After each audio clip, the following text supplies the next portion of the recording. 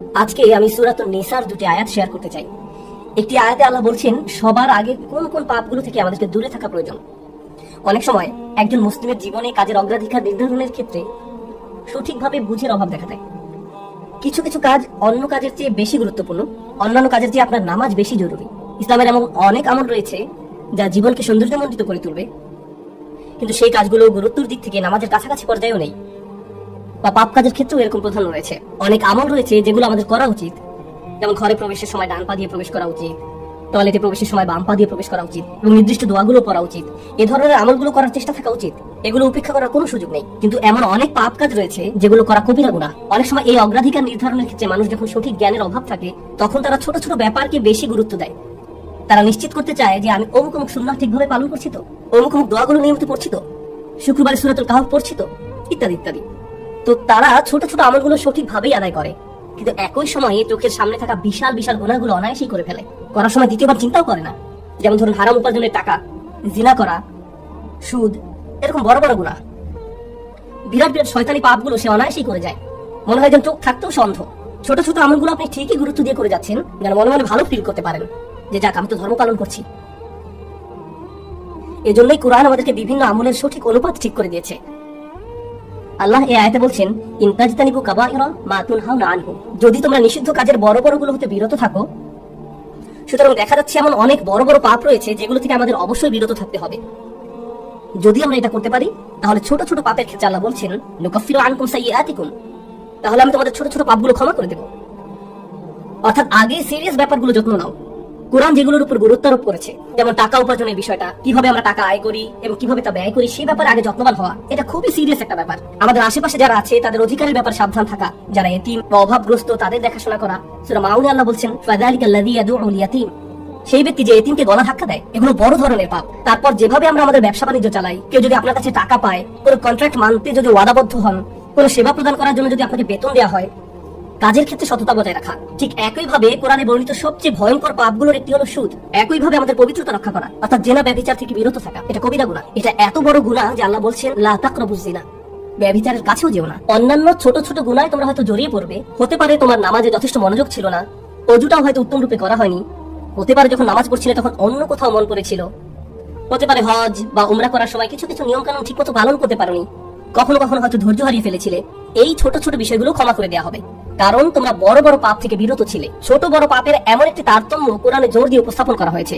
কিন্তু এই আয়াতের যে ব্যাপারটি আমার কাছে বেশ চমৎকার লেগেছে, সেটা শুধু তিনি যে আমাদের পাপগুলো উপেক্ষা করবে তা নয়, বরং এই পাপগুলোর কথা মনে করে আমরা প্রায় লজ্জিত হয়ে পড়ি। আল্লাহ এর সাথে সাথে আরো যোগ করে বলেন ওয়ানুদখিলকুম মুদখালান কারিমা, এবং সম্মানজনক স্থানে তোমাদের প্রবেশ করানো হবে। অন্য কথায় ওই ছোট ছোট ত্রুটিগুলোকে উপেক্ষা করে তোমাদেরকে সম্মানিত করা হবে, মর্যাদা দেওয়া হবে, আর ওই সব লজ্জাজনক ব্যাপারগুলো তোমাদের রেকর্ড থেকে মুছে ফেলা হবে।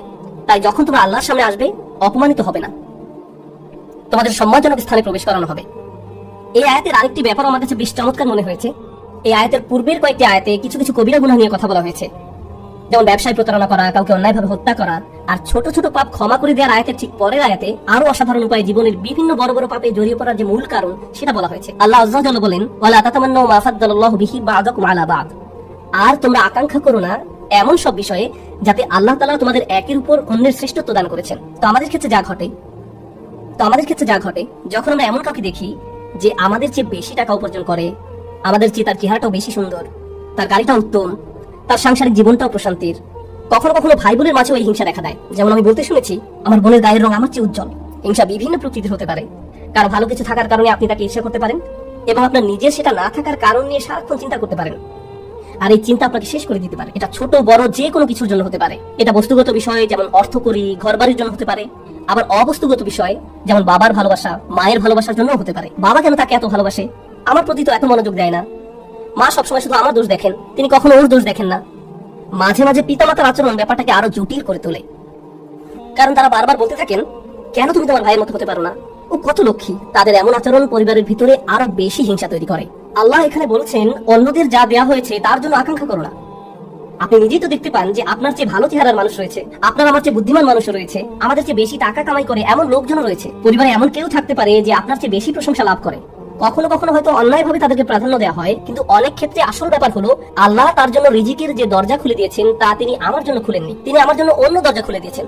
আমরা অন্য একজনকে যা দেওয়া হয়েছে ঠিক সেটাই কামনা করি। আল্লাহ আপনাকে আমাকে অন্য একজনের মতো করে বানাননি। আল্লাহ অন্য মানুষদের জন্য রিজিকের যে দরজা খুলে দিয়েছেন তা হয়তো আমার জন্য দেননি। আমাদের প্রত্যেকেরই রয়েছে জীবিকা উপার্জনের স্বতন্ত্র সুযোগ। আল্লাহর অনুগ্রহ অর্জন করতে হলে আমাদের প্রত্যেককে যে সুযোগ দেওয়া হয়েছে তার আলোকে কঠোর পরিশ্রম করতে হবে, অন্যদের সাথে নিজেকে তুলনা করে নয়। এই আয়াত যে ইতিবাচক বিষয়গুলোর প্রতি জোর দেয় সেটা আলোচনা করার পূর্বে আমি আরেকটা ব্যাপারে কথা বলতে চাই। এই হিংসা কেন অনেকগুলো বড় বড় গুনাহের মূল কারণ? আমাদের জানা মতে রেকর্ড করা ইতিহাসে আল্লাহর বিরুদ্ধে সর্বপ্রথম যে বিদ্রোহ করা হয় তা হলো ইবলিস শয়তানের বিদ্রোহ। আর এই বিদ্রোহের মূল কারণ ছিল হিংসা। সে কেন এত মনোযোগ পাচ্ছে? তাকে তো জাস্ট মাটি দিয়ে তৈরি করা হয়েছে। এভাবেই অবাধ্যতা শুরু। মানুষ পৃথিবীতে আসার পর সর্বপ্রথম যে পাপটি সংঘটিত হয় তা হলো কাবিল কর্তৃক তার ভাই হাবিলের হত্যা। সেটাও ছিল হিংসার কারণে।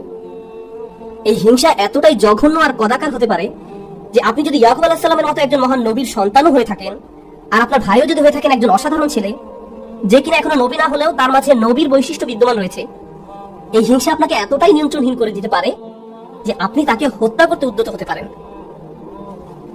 আমি যা বোঝাতে চাচ্ছি তা হলো হিংসা এবং ঈর্ষাকে ছোট করে দেখা উচিত নয়। ব্যাপারটাকে এমন মনে হতে পারে যে এটি আমার আপনার ভিতরে একটা অনুভূতি মাত্র। মূলত হিংসার আরবি শব্দ হলো হাসাদ, আর হাসাদ শব্দের শাব্দিক অর্থ হলো আঁচড়। তারা এটাকে এভাবে বর্ণনা করে, হিংসা হলো মনের ভেতরে একটি চুলকানি। ঠিক শরীরের চামড়ার উপর কোনো পোকামাকড় কামড় দিলে আপনি যেমন চুলকাতে চান, সেরকম এটি যত চুলকাবেন অবস্থা তত খারাপ হবে। আপনার উচিত হলো একে উপেক্ষা করা, এবং এক সময় এটা এমনিতেই ভালো হয়ে যাবে। আপনাকে এটা উপেক্ষা করতে হবে, এটাই হাসাদ। এবং হাসান রাদিয়াল্লাহু তাআলা আনহু বলেন, আমি হিংসুকের চেয়ে এমন কোনো অনিষ্টকারী দেখিনি যাকে আসলে বেশি ক্ষতিগ্রস্ত ব্যক্তির মতো দেখায়। সাধারণত কেউ ক্ষতি করলে অন্য একজন তার এই ক্ষতির কারণে ক্ষতিগ্রস্ত হয়, কিন্তু হিংসার ক্ষেত্রে ক্ষতিকারী নিজেই নিজের ক্ষতি করে। সে হিংসা করছে কিন্তু এই হিংসার কারণে নিজেই নিজের অনিষ্টের শিকার হচ্ছে।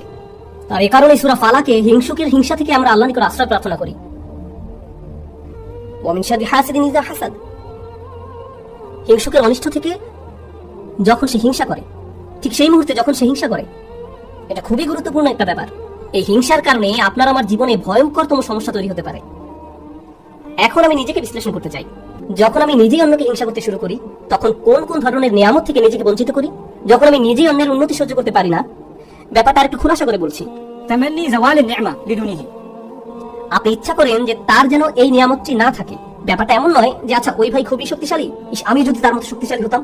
না না না, আমি ইচ্ছা করি যে সে অসুস্থ হয়ে পড়ুক আর আমি শক্তিশালী হয়ে উঠি। আপনি ইচ্ছা করেন তার মাঝে যেন ওই ভালো বিষয়টা না থাকে। কোন কারণে সে ওইটা পাবে? আচ্ছা সে প্রমোশন পেয়েছে, এখন আমারও ইচ্ছা হয় যে আমি যেন প্রমোশন পাই। না না না, হিংসা হলো আমি চাই সে বরখাস্ত হোক আর আমি প্রমোশন পাই। আপনি তার ব্যর্থতা দেখতে চান, আপনার ভেতরের কিছু একটা চাই তার যেন পতন ঘটে। তার পতনের ফলে আপনার জীবিকায় সমৃদ্ধি আসে না, আপনার এতে কোনো উপকার হয় না, তবু আপনার ভেতরের কিছু একটা তার পতন কামনা করে। যদি তার পতন ঘটে তাহলে আপনার কাছে তা ভালো লাগবে। এটাই হলো হাসাদ। কিভাবে এটা একজনের ভালো দিক ধ্বংস করে দেয়? আমরা ইবলিস শয়তান সম্পর্কে জানি, আল্লাহ তাকে ফেরেশতাদের কাতারে রেখেছিলেন। এর চেয়ে উন্নত কোনো মর্যাদা হতে পারে না, কিন্তু হিংসা তাকে এত উচ্চ পর্যায় থেকে একেবারে নিম্নতম পর্যায়ে নামিয়ে দিয়েছে, আল্লাহর নিকট থেকে বহু দূরে সরিয়ে দিয়েছে। চিন্তা করতে পারেন, এত বড় মর্যাদা কেড়ে নেওয়া হলো। এর মূল কারণ ছিল হিংসা। চিন্তা করতে পারেন, মূল কারণ হলো নিজেকে অনেক বড় কিছু মনে করা। হিংসার কারণে হত্যার মতো জঘন্য অপরাধ সংঘটিত হলো। আল্লাহ সূরা আরাফে বর্ণনা করেন, আন্নামা কাতালান নাসা জামিআ, সে যেন গোটা মানব জাতিকে হত্যা করলো। হিংসার কারণে হত্যার মতো জঘন্য অপরাধ সংঘটিত হলো। আর এই মহাপাপের মূল কারণও ছিল হিংসা। এই সকল ধরনের মূল শিক্ষা হলো আমাদের নিজেদেরকে ভালো করে বিশ্লেষণ করে দেখা উচিত আমরা নিজেরা এই রোগে আক্রান্ত কিনা। ভালো করে খতিয়ে দেখা উচিত আমাদের মাঝে এই ঘৃণ্য ব্যাধিটি আছে কিনা। মানুষ শুধু টাকা পয়সা নিয়ে হিংসা করে না, মানুষ প্রায় সবকিছু নিয়ে হিংসা করে। পরিবারের সবার মনোযোগের কেন্দ্রবিন্দু হওয়া, এটা এমনকি ধর্মীয় পরিমণ্ডলেও ঘটতে পারে। ভাই জানেন, অমুক শাইখ, তার ভিডিও মানুষ বেশি দেখে। আপনি তার ফলোয়ারদের সাথে নিজের ফলোয়ারদের তুলনা করছেন কেন? মাহফিলে তাকে কেন প্রধান বক্তা করা হলো? তাকে কেন সবচেয়ে ভালো সময় বক্তব্য দিতে দেওয়া হলো? এমন ঘটনা মসজিদেও ঘটতে পারে। ভাই দেখেছেন তারা কত টাকা তুলেছে, আমরা এত টাকা তুলতে পারিনি। আর এই মনোভাব প্রতিযোগিতায় সীমাবদ্ধ থাকে না, হিংসায় পরিণত হয়। কেন তারা আমাদের চেয়ে ভালো করছে? এই হিংসা এমনকি ধর্মীয় পরিমণ্ডলেও আঘাত করতে পারে। মদিনায় আসার পর সাহাবীরা ধারণা করেছিলেন মদিনার ইহুদিরা সবার আগে ইসলাম ধর্ম গ্রহণ করবে। এই সম্পর্কে কোরআনে এসেছে, আফাতাতমাউনা আইয়ুমিনু লাকুম, তোমরা কি আশা করো যে তারা তোমাদের কথা ঈমান আনবে? কারণ তারা আহলে কিতাব, তারা ওহী অবতীর্ণ হওয়া সম্পর্কে অবগত ছিল। তারা রাসূল সাল্লাল্লাহু আলাইহি সাল্লামকে সেভাবে চিনতো যেভাবে তারা তাদের ছেলে মেয়েদের চিনতে পারত। এর কারণ ছিল আসলে হিংসা। তারা এই ব্যাপারটা মেনে নিতে পারেনি যে নবী প্রেরণের অনুগ্রহটি বনী ইসরাইলের কাছ থেকে অন্যদের কাছে চলে যাবে। তারা চাইতো ওহী মুহাম্মদ সাল্লাল্লাহু আলাইহি সাল্লামের কাছে না এসে তাদের কারো কাছে আসুক। জীবনের এমন কোনো দিক নেই যেখানে হিংসার আক্রমণ হওয়ার সম্ভাবনা নেই। এটা আপনার চাকরি জীবনে প্রভাব ফেলতে পারে, ব্যবসায়িক জীবনে প্রভাব ফেলতে পারে, আপনার পারিবারিক জীবন, ব্যক্তিগত জীবন, ধর্মীয় জীবন, সামাজিক জীবন থেকে শুরু করে জীবনের প্রতিটি ক্ষেত্রে এর প্রভাব পড়তে পারে। সম্প্রতি বিশ্বের বিভিন্ন প্রান্তে ভ্রমণ করার অভিজ্ঞতা থেকে আমি এক নতুন ধরনের হিংসা সম্পর্কে অবগত হয়েছি। অনেক বোন এসে আমার কাছে প্রশ্ন করেন, এটা বলার কারণে হয়তো আমি সমস্যা পড়তে পারি, যাই হোক, কোরআনে কেন পুরুষদের জন্য অমুক অমুক বিধান দেওয়া হয়েছে আর নারীদের জন্য সম্পূর্ণ ভিন্ন বিধান দেওয়া হয়েছে? পুরুষদের কেন বোরকা পড়তে হয় না? আমাকে এই প্রশ্ন করা হয়েছিল। ডিভোর্স আইনের ক্ষেত্রে দেখা যায় আইনগুলো কেমন যেন পুরুষের অনুকূলে, মহিলারা জান্নাতে কি পাবে? আমি বলছি না যে এই প্রশ্নগুলোকে উপেক্ষা করতে হবে, কিন্তু এখানে একটা ব্যাপার আমাদের সাবধান থাকতে হবে। আমরা আল্লাহ সুবহানাহু ওয়া তাআলা সম্পর্কে কথা বলছি। তিনি যখন কোনো বিধিবিধান নাজিল করেন, এই বিধানগুলো আমি প্রবর্তন করিনি, আমি শুধু এই বিধানগুলো বোঝার চেষ্টা করেছি এবং শেখানোর চেষ্টা করছি। কিন্তু যিনি এই বিধানগুলো দিয়েছেন তিনি হলেন সবচেয়ে দয়াবান, ভালোবাসাপূর্ণ এবং সবচেয়ে ন্যায় বিচারক। যদি এই বিধান নিয়ে আপনার অন্তরে খুঁতখুঁতে ভাব থাকে এবং মনে মনে ভাবেন যে আমার মনে হচ্ছে এখানে ন্যায্য বিধান দেওয়া হয়নি, এটা খুবই মারাত্মক একটি সমস্যা। এমনকি আল্লাহ সম্পর্কে এই মনোভাব যে আমাকে ঠকানো হয়েছে, আমাকে তিনি যা দিয়েছেন সেখানে ঠকিয়েছেন, আমাকে পুরোপুরি বুঝতে হবে কেন তিনি আমাকে এটা করতে বলেছেন। একটা ব্যাপারে বলছি, উদাহরণস্বরূপ কেউ যদি আমাকে জিজ্ঞেস করে কেন আল্লাহ মহিলাদেরকে পর্দা করতে বলেছেন, আমার সৎ জবাব হবে আমি জানি না। আমি নিজে নিজে চিন্তা করে হয়তো এই বিধানের কিছু উপকারী দিক তুলে ধরতে পারবো, কিন্তু এই উপকারী দিকগুলো আল্লাহ অবতীর্ণ করেননি। এই উপকারগুলো আমি চিন্তা করে বুঝতে পারলাম, আর আমার এই সাহস নেই যে আমি বলবো যে অমুক অমুক যুক্তির কারণে হিজাব পড়তে হবে, কারণ এই যুক্তিগুলো আল্লাহ অবতীর্ণ করেননি। অনেক সময় আল্লাহ কোনো বিধান নাজিল করেন কিন্তু তার পেছনের কারণ বর্ণনা করেন না। তিনি বলবেন তুমি নিজে নিজে চিন্তা করে দেখো, লাআল্লাকুম তাতাফাক্কারুন লিয়াদাব্বারু আয়াতিহি, কেন এই বিধানগুলো দেয়া হয়েছে তা তোমরা নিজেরা চিন্তা করে খুঁজে নাও। তবে একটা ব্যাপার আমি নিশ্চিত জানি, যে বিধানই তিনি অবতীর্ণ করেন না কেন তা আমাদের প্রতি তার অপার অনুগ্রহ মাত্র। আল্লাহ এই আয়াতগুলোতে কি বলছেন? উত্তরাধিকার সম্পত্তি বন্টনের বিষয় বর্ণনা করা আয়াতগুলোর পরে এসেছে। ইসলামে সবাই সমান উত্তরাধিকার সম্পত্তি পায় না, নারী এবং পুরুষ সমান সম্পত্তি পায় না, তারা মেয়ে, স্ত্রী, মা যেই হোক না কেন সমান সম্পত্তি পায় না। তাই আল্লাহ কি বলেছেন? লিররিজালি নাসিবুম মিম্মা ইকতাসাবু ওয়া লিন-নিসাই নাসিবুম মিম্মা ইকতাসাবনা, পুরুষদের জন্য রয়েছে অংশ তারা যা উপার্জন করে তা থেকে, এবং নারীদের জন্য রয়েছে অংশ যা তারা উপার্জন করে তা থেকে। এই আয়াতে মিন অর্থাৎ থেকে এই শব্দের ব্যবহারটি লক্ষ্য করার মতো।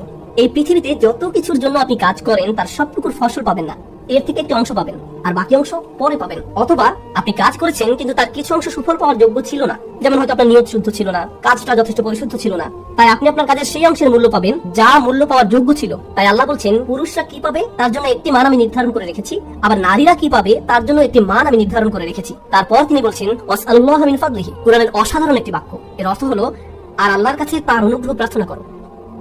এখানে ফাদল দ্বারা শুধু অনুগ্রহ বোঝায় না। হিংসার ক্ষেত্রে হিংসুক ব্যক্তি মনে করে অমুক আমার চেয়ে বেশি ফাদল পেয়েছে, অমুক ব্যক্তি সম্পত্তির দিক থেকে আমার চেয়ে বেশি ফাদল বা অধিক আনুকূল্য পেয়েছে, অথবা চেহারা সুরতের দিক থেকে বা সুযোগ সুবিধার দিক থেকে বেশি আনুকূল্য পেয়েছে।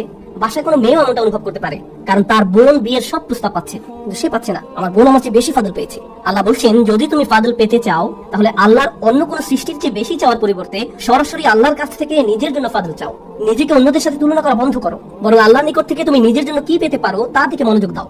মনে মনে ধরে নাও যে আশেপাশে কারো কোনো অস্তিত্ব নেই, অন্যদের কি আছে সে সম্বন্ধে চিন্তা ভাবনা করা বন্ধ করো। মনের উপর যদি এরূপ নিয়ন্ত্রণ প্রতিষ্ঠা করতে পারেন তাহলে খুবই সুখী জীবন যাপন করতে পারবেন। যদি কখনো এমনটা হয় যে তুমি ক্লাসে বসে আছো, স্যারের বক্তব্য শুনতে পাচ্ছ কিন্তু কিছুই বুঝতে পারছো না, মনে মনে ভাবছো আমি জানি না আমি কোন স্বর্গে বাস করছি, কিন্তু তোমার পাশের ছেলে বা মেয়েটি প্রতিবার হাত তুলে স্যারের প্রত্যেকটা প্রশ্নের জবাব দিচ্ছে আর তোমার মন বিষিয়ে উঠছে। মনে মনে ভাবছো যদি মেয়েটাকে কষে একটা চড় দিতে পারতাম, আমি তাকে সহ্য করতে পারছি না কারণ সে সব প্রশ্নের উত্তর দিচ্ছে। তোমার সকল মনোযোগের কেন্দ্রবিন্দুতে এমন একজন যে তোমার চেয়ে বেশি বুদ্ধিমান, যে স্যারের প্রিয় ছাত্র, যে সকলের মনোযোগ পাচ্ছে, যার কারণে তোমার নিজেকে খারাপ ছাত্র মনে হয় বা যার কারণে তারা তোমাকে লজ্জা দিচ্ছে। কিন্তু একটা ব্যাপার কি তুমি খেয়াল করেছো? তুমি সেখানে বসে আছো শুধু তুমি এবং শিক্ষক। তুমি এখানে এসেছো শিখতে, অন্যের দোষ না দিয়ে তোমার উচিত নিজেকে দোষ দেওয়া। হায় হায় আমি আমার মনোযোগ হারিয়ে ফেলেছি। নিজের কাছে ব্যাখ্যা দাবি করো কেন তুমি মনোযোগ হারালে। প্রশ্ন করতে গিয়ে লজ্জা অনুভব করো না। তুমি এখানে এসেছো নিজের উন্নতি সাধন করতে, অন্যদেরকে নিজের মূল্য বোঝাতে নয়। তুমি এই জন্য শিখতে আসোনি। একই কথা প্রযোজ্য চাকরির জায়গায়, পরিবারের। অন্য কাউকে বেশি দাম দেওয়া হচ্ছে বলে আপনি নিজেকে গুটিয়ে ফেলবেন না। যদি কোনো অন্যায় করা হয় আপনি কথা বলুন, কোনো কিছু যদি বলার থেকে বলুন। যদি কোনো কিছু আপনাকে বিরক্ত করে ভেতরে ভেতরে জ্বলবেন না এবং এটাকে বড় হতে দিবেন না, নিজের ভেতরে ঘৃণা তৈরি হতে দেবেন না। আমরা আল্লাহর নিকট যে দোয়াগুলো করি তার একটি হলো ওয়ালা তাজআল ফি কুলুবিনা গিল্লাল লিল্লাযিনা আমানু, ঈমানদারদের বিরুদ্ধে আমাদের অন্তরে কোনো বিদ্বেষ রেখো না। যখন আমরা কিয়ামতের দিন তার সামনে দণ্ডায়মান হব তখন যেন আমাদের অন্তরে ইমানদারদের বিরুদ্ধে কোনো গিল বা খারাপ অনুভূতি না থাকে। আমরা দুনিয়াতেও এটা চাই না, আর জান্নাতে আল্লাহ আমাদের থেকে তা দূরে রাখুন। তাই এই ব্যাপারটা পার্থিব জীবনে ঘটতে পারে। এমন হতে পারে যে কারো বিরুদ্ধে আপনার অন্তরে হিংসার মনোভাব তৈরি হচ্ছে, ও সে তো এই পজিশন পাওয়ার যোগ্য নয়, সে তো অমুক কাজ করার যোগ্য নয়। আপনার অন্তরে যদি এমন অনুভূতি তৈরি না হয় তাহলে সেটা খুবই ভালো। কিন্তু অনেক মানুষ আছে যারা এভাবে চিন্তা করে, ওই লোক আমার চেয়ে অনেক বেশি বেতন পায়, সে কেন আমার চেয়ে বেশি বেতন পাবে? তারা কত টাকা বেতন পায় বা না পায় তার সাথে আপনার সম্পর্ক কি? আপনি কি করেন? আপনি কি অর্জন করেছেন? আপনার যদি মনে হয় যে আপনার আরো বেশি বেতন পাওয়া উচিত, তাহলে ব্যাপারটা যথাযথ কর্তৃপক্ষকে বলুন। ওয়াসআলুল্লাহ মিন ফাদলিহি, আল্লাহর কাছে তার অনুগ্রহ প্রার্থনা করুন। ইন্নাল্লাহা কানা বিকুল্লি শাইইন আলিমা, নিঃসন্দেহে আল্লাহ তাআলা সর্ববিষয়ে জ্ঞাত। যখন আমরা অন্যের সাথে নিজেকে তুলনা বন্ধ করব, যখন পুরুষ বা নারী হিসেবে কি পেলাম বা কি পেলাম না এসব নিয়ে চিন্তা করা বন্ধ করব, অমুক অমুক ব্যক্তির কারণে আমি পেছনে পড়ে আছি এমন চিন্তা করা বন্ধ করব, আপনার এবং আল্লাহর মাঝে আর কেউ নেই। যদি কোনো বিষয়ে অগ্রগতি অর্জন করতে চান, সরাসরি আল্লাহকে বলুন ওয়াসআলুল্লাহ মিন ফাদলিহি। অন্যথায় সারা জীবন ধরে কেবল অন্যের বিরুদ্ধে অভিযোগই করে যেতে পারবেন, কিভাবে তারা আপনার প্রতি অন্যায় করেছে, কিভাবে তারা আপনাকে সুযোগ থেকে বঞ্চিত করেছে, কিভাবে সবাই পেয়েছে কিন্তু আপনি পাননি। আর এভাবে অভিযোগ করলে আপনার জীবন তো দুর্দশাগ্রস্ত হবেই, আপনার কারণে আপনার আশেপাশের মানুষের জীবনও দুর্বিষহ হয়ে পড়বে। এই আয়াতটি নিয়ে সর্বশেষ যা শেয়ার করতে চাই, বিশেষ করে যখন আমরা তিলাওয়াত করি ওয়া মিন শাররি হাসিদিন ইযা হাসাদ, এখানে ইযা শব্দটির দিকে বিশেষ মনোযোগ দিন। কেউ কেউ বলেন এখানে হাসাদকে বর্ণনা করা হয়েছে একটি গুণ হিসেবে, শুধুমাত্র শব্দগতভাবে ইসমে ফাইল হিসেবে নয়, বরং একজন মানুষের একটি খারাপ গুণ হিসেবে, অর্থাৎ এমন ব্যক্তি যার মাঝে হিংসার প্রবণতা আছে। কিন্তু ইজা শব্দটি একটি বিষয়ের প্রতি বিশেষ ইঙ্গিত করে। আপনার মাঝে যদি এই গুণটি থেকে থাকে, তাহলে কোনো এক সময় কুৎসিত উপায়ে এর প্রকাশ ঘটবে, আজ না হোক কাল। খারাপ কিছু একটা আপনি করে বসবেন, কারণ আপনার মাঝে খারাপ গুণটি আছে। আপনি নিজেও হাসিদ হতে চান না, হিংসুক হতে চান না। আবার যারা হিংসা করে তাদের অনিষ্ট থেকে বাঁচতে চান। আমরা দোয়া করি আল্লাহ যেন আমাদেরকে হিংসুক হওয়া থেকে রক্ষা করেন, এবং যারা আমাদের বিরুদ্ধে হিংসা করে তাদের অনিষ্ট থেকেও যেন রক্ষা করেন। আল্লাহ যেন আমাদের ভালো কাজগুলোকে নষ্ট হওয়া থেকে রক্ষা করেন। আমরা জানি রাসূল সাল্লাল্লাহু আলাইহি ওয়াসাল্লাম বলেছেন, আগুন যেমন শুকনো কাঠ জ্বালিয়ে ফেলে, তেমনি হিংসাও একজন ব্যক্তির ভালো কাজগুলোকে জ্বালিয়ে দেয়। কেন তিনি এমনটি বলেছেন? কারণ যখন আপনার মাঝে হিংসা দেখা দেয়, তখন আপনার পক্ষে কৃতজ্ঞ হওয়া অসম্ভব। কারণ যখন হিংসা করেন তখন আপনার কি নেই কেবল তা নিয়ে আপনি চিন্তা করেন। আর আল্লাহর সাথে আমাদের সম্পর্ক নির্ভর করে একটি বিষয়ের উপর, তা হলো আমাদের কি কি আছে তা সব সময় স্বীকার করে যাওয়া। এভাবেই আমরা আল্লাহর প্রতি কৃতজ্ঞ হয়ে উঠি। যদি আপনার অন্তরে হিংসার বসবাস থাকে, তাহলে কোনোভাবেই আপনার পক্ষে আবদান শাকুরা অর্থাৎ আল্লাহর কৃতজ্ঞ বান্দা হওয়া সম্ভব নয়। আল্লাহ আযজা ওয়া জাল্লা আমাদের অন্তর থেকে হিংসা দূর করে দিন, আমাদেরকে সত্যিকার অর্থে কৃতজ্ঞ বান্দা বানিয়ে দিন। আল্লাহ সঠিকভাবে তার অনুগ্রহ চাওয়ার মতো তৌফিক দান করুন এবং আমাদের জীবনকে আরো সুন্দর করে দিন। বারাকাল্লাহু লি ওয়া লাকুম ফিল কুরআনিল হাকীম ওয়া নাফা'নি ওয়া ইয়্যাকুম বিল আয়াতি ওয়া যিকরিল হাকীম।